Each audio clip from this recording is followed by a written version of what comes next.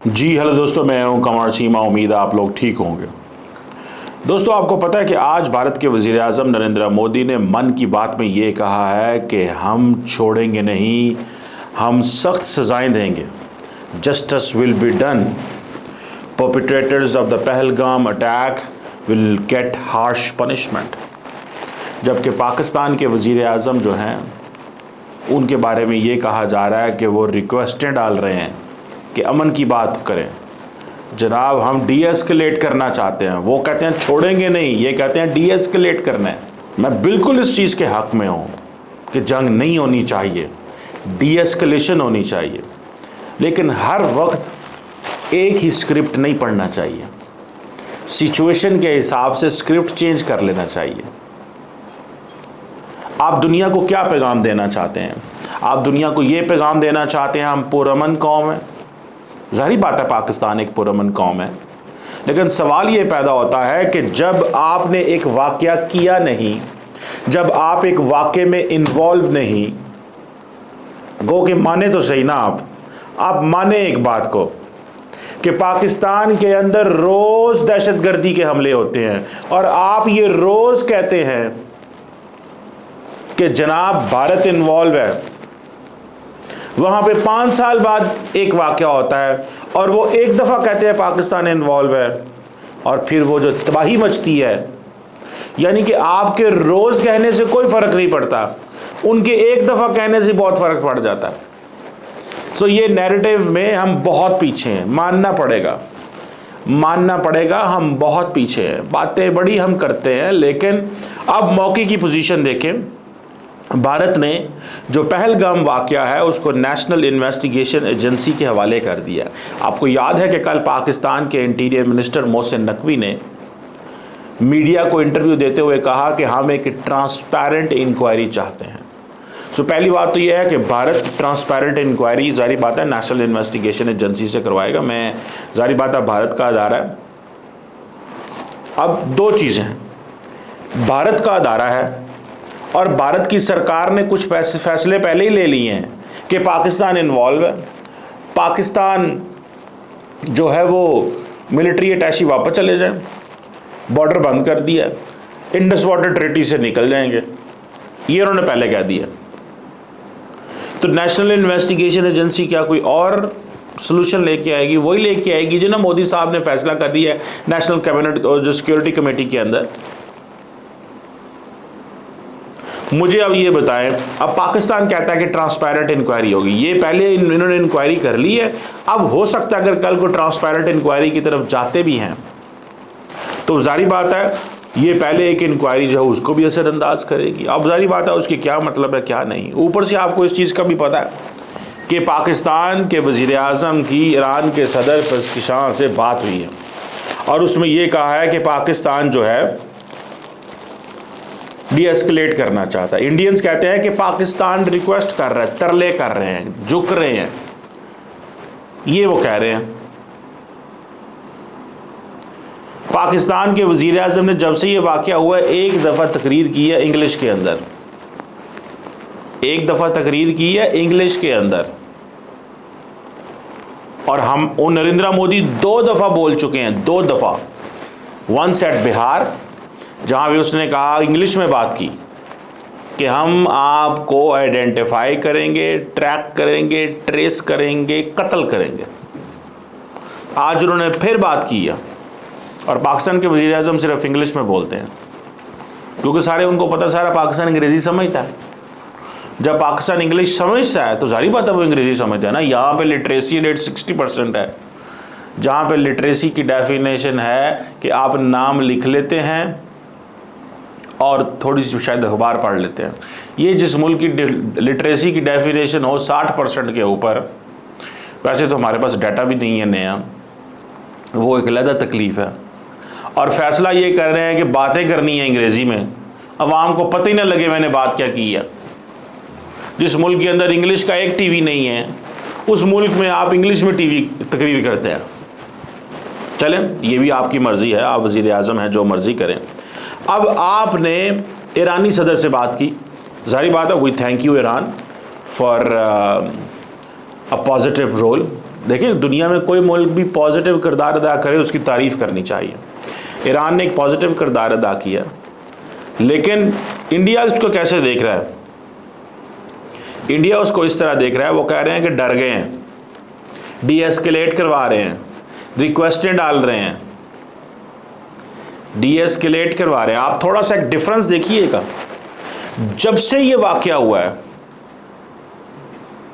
पाकिस्तान की leadership, particularly deputy prime minister and foreign minister जो हैं, उनकी मुलाकात, उनकी बात सिर्फ और सिर्फ मुस्लिम फॉरेन मिनिस्टर से हुई है, किसी वेस्टर्न लीडर से नहीं हुई।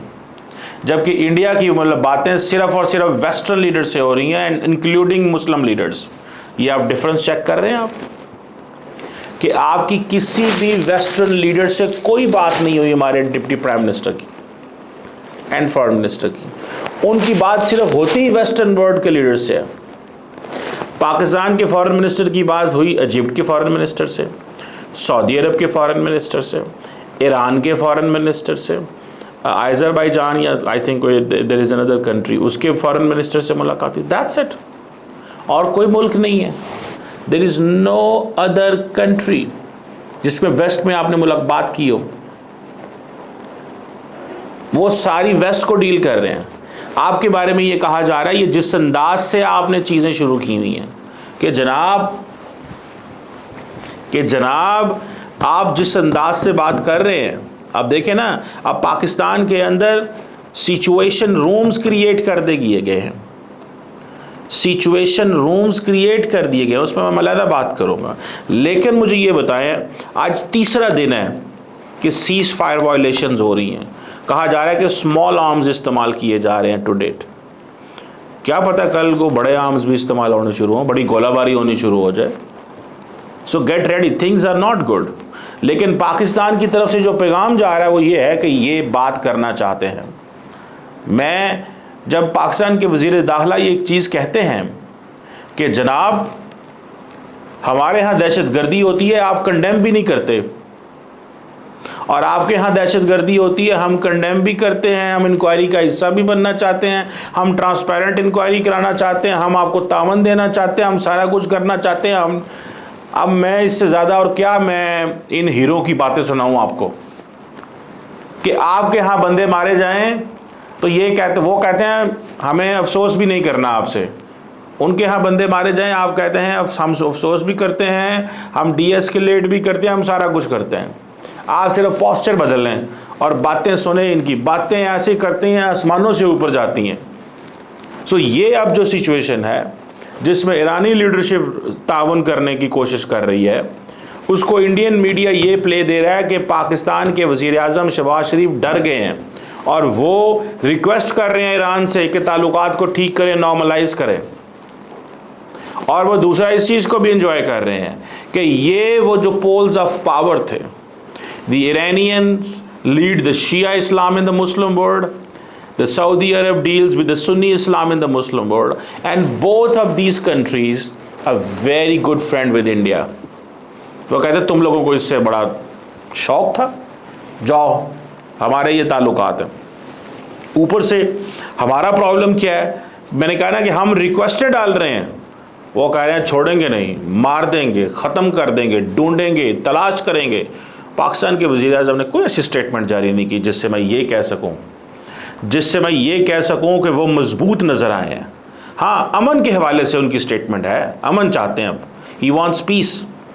लेकिन इस तरह की सिचुएशन में जब आपका जो एडवर्सरी है वो धमकियां दे रहा हो, आपका एडवर्सरी आपके लिए मुश्किलात पैदा कर रहा हो, आपका कह रहा हो मैं छोड़ूंगा नहीं तुम्हारे लोगों को, तुमने ये किया है, तुम इन्वॉल्व हो, और आप क्या कहते हैं, हम बात करना चाहते हैं, हम डायलॉग करना चाहते हैं, हम इंगेज होना चाहते हैं, हमारी लीडरशिप में कोई तेड़ नहीं है।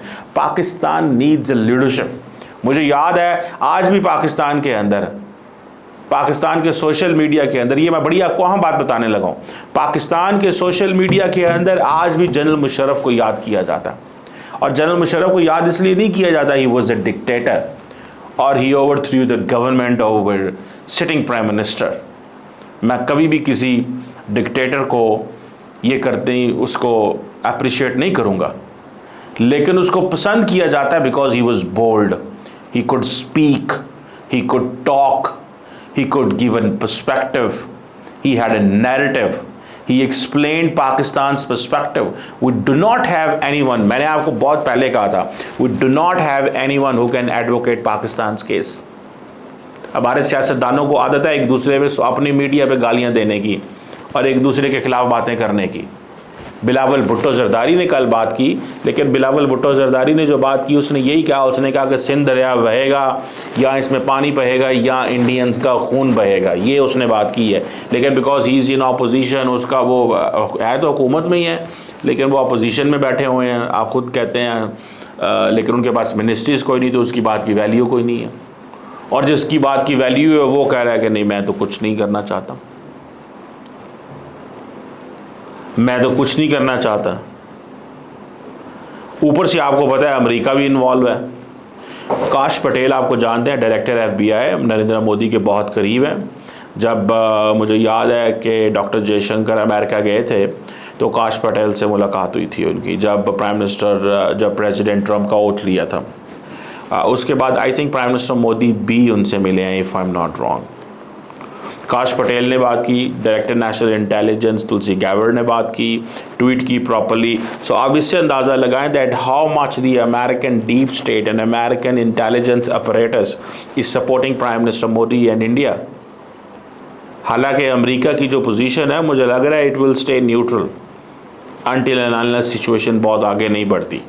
Everybody is watching the situation, everybody is looking the escalation. यहाँ पे चीज़ चाहिए सिर्फ लीडरशिप, कुछ नहीं चाहिए आपको।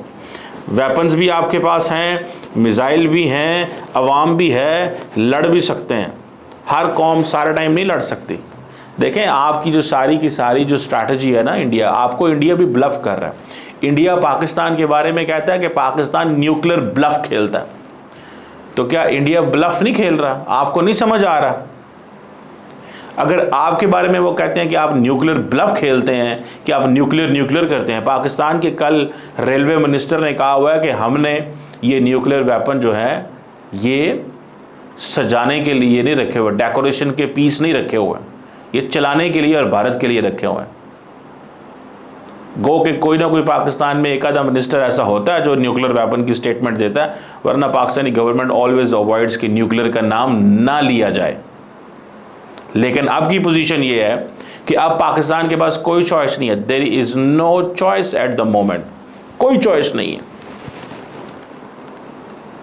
और मुझे ये ज़ाती तौर पे लगता है, मुझे ये ज़ाती तौर पे ये चीज़ लगती है, मैं इसको समझने की कोशिश कर रहा हूँ कि लीडरशिप क्यों नहीं बोलती, लीडरशिप क्यों सख्त नहीं है, लीडरशिप क्यों प्रोएक्टिव नहीं है। पाकिस्तान की पॉलिटिकल क्लास को इस चीज़ को सीरियस लेना चाहिए। आप देखें आइदर वो जिस अंग्रेजी में मुहावरा कहते हैं ना, who will blink first. Narendra Modi के सामने you can not blink first. If you will blink first वो आपको खा जाएंगे। तो हमें इस चीज़ को देखना है कि वी वांट पीस, लेकिन but we can not blink first. लेकिन ये जो बातें की जा रही हैं कि जी पाकिस्तान ने शायद सऊदी अरब को इन्वॉल्व किया, ईरान को इन्वॉल्व किया, इन मुल्कों को इन्वॉल्व किया है, तो इससे आप अंदाज़ा लगा लें look how in which situation we are. और देखें डायनामिक्स बदल गए हैं। There used to be a time where a call from Washington would come in Delhi and Islamabad, but now it's Tehran which is calling in Delhi and Pakistan, Islamabad. The situation has changed. It's the regional players which are playing more role. Regional players जो हैं they are playing more role in this situation. So हमें इस pattern को भी study करना चाहिए। America और waste के पैटर्न को भी स्टडी करना चाहिए। They are out of the game. Basically they are out of the game. हम तो अमेरिका को इन्वॉल्व करना चाहते हैं, इंडियंस नहीं इन्वॉल्व करना चाहते। और डॉक्टर जयशंकर जो है, डॉक्टर जयशंकर और उसके बाद national security adviser Amit Shah, Rajnath Singh, Narendra Modi, they are showing leadership. We also have to show leadership. This is a question of a leadership. ये किसी और चीज़ का सवाल नहीं है। मैं आपको बताऊं, दुनिया में एक चीज़ याद रखें, जो सवाल है कि लीडर्स कैसे बिहेव करते हैं, लीडर्स की क्या कैरेक्टरिस्टिक है, and particularly how leaders behave in crisis. I absolutely understand the leaders should try to de-escalate. War is not good. नुकसान होते हैं, डैमेजेस होते हैं, आवाम की अमवात होंगी, इंफ्रास्ट्रक्चर टूटेगा। देखें, वंस द वॉर स्टार्ट्स फिर de-escalation मुश्किल हो जाती है, ये इस बात में कोई शक नहीं। लेकिन strength and resolve should come from the leadership. Leadership से स्ट्रेंथ एंड रिजॉल्व तो आना चाहिए। अब सुना बिहार के अंदर इलेक्शन हो रहा है, नरेंद्र मोदी तो इलेक्शन वो जीतेंगे। The level of the leadership which he is showing, the level of the leadership which he is showing, वो इलेक्शन तो जीतेंगे। हम क्या करेंगे? हमारे वजीर आज़म इसी तरह ठंडी ठंडी मीठी मीठी बातें करेंगे। मैं कहता हूं कि एटलीस्ट आपकी जो पोस्टरिंग है वो ये होनी चाहिए कि you want peace, but you also need to communicate a message. एक साइलेंस, दूसरी अंग्रेजी में बात करना, और उसमें भी यही कहना कि हम इन्वेस्टिगेशन में आपका साथ देना चाहते हैं। मैं तो इस चीज़ को समझना चाहता हूँ। अब बहुत सारे पाकिस्तान के स्ट्रेटेजिक थिंकर्स ये कह रहे होंगे that India wants to engage us in a war, हमारा नुकसान कराना चाहता है। उनको पता है पाकिस्तान इकोनॉमिकली बेहतर हो गया, इनको 10-15 दिन इनसे ज़रा लड़ाई करो, 10-15 दिन इनके साथ लड़ाई करो, और फिर सिचुएशन बेहतर होगी। फिर पाकिस्तान जो है वो उसको थोड़ा अंडर में नीचे करो। अब वो ये चाहते हैं कि 10-15 दिन आप इनसे लड़ाई करें, इनका ज़रा नुकसान कराएं, इनको ज़रा इंगेज करें, तो तब पता चलेगा। इनके रिसोर्सेज ड्राई करें, देखते हैं दुनिया में कौन पाकिस्तान की मदद करता है। तो क्या पाकिस्तान इस सिनेरियो से बचना चाहता है? ये भी एक सवाल है। लेकिन पाकिस्तान की लीडरशिप को at least they should show strength and resolve. Pakistan के वजीर दाखिला जो कल आए थे, he is a technocrat, he can not talk. वो देखिए, communication matters in such kind of a situation.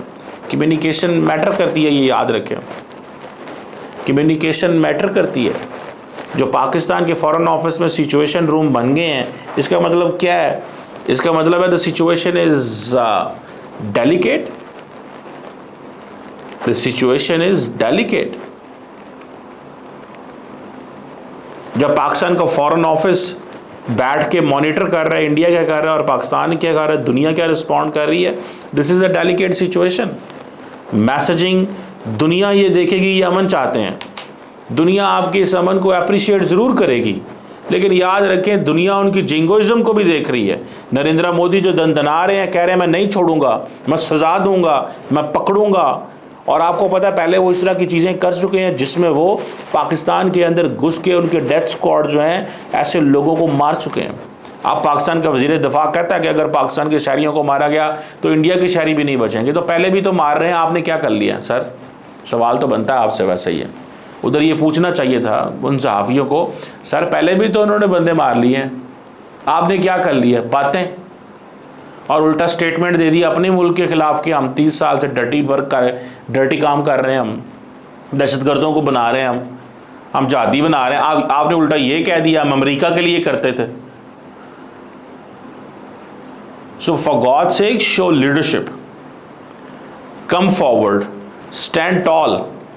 That is what a nation is required, that is what a nation is needed eight the moment. Nation को, कौम को ये चाहिए और कुछ नहीं चाहिए। लीडरशिप दिखाएं ताकि पता चले कि पाकिस्तान महफूज हाथों में है। लीडरशिप ही मैटर करती है। ये स्पीकर और माइक गिरना गिराएं just for domestic audience in the domestic की जो जलसे होते हैं उसके अंदर जब इस तरह की सिचुएशन आती है, you have to be very आपको you have to prove that you are a man of nerves, because आपके पीछे 240 मिलियन लोग खड़े हैं। I don't want jung ho, I don't want jingoism, but I want respect. पाकिस्तानियों को कम से कम इज्जत तो मिले ना। इज्जत की तो सारी बात है, इज्जत के लिए तो सारे काम कर रहे हैं, लेकिन एटलीस्ट इज्जत तो मिले, इज्जत तो ना हाथ से चली जाए। जो अभी तक एक्शन लिए गए हैं उसमें तो बहुत सारी चीज़ें कॉम्प्रोमाइज़ हुई हैं, but still I believe that leadership के लिए बहुत सारे चैलेंजेस होते हैं. those who are looking at the bigger picture at the moment, they know better than us, and they should update us, but they should also not let that Pakistan's sovereignty, respect, dignity, honor to get compromised. Thank you.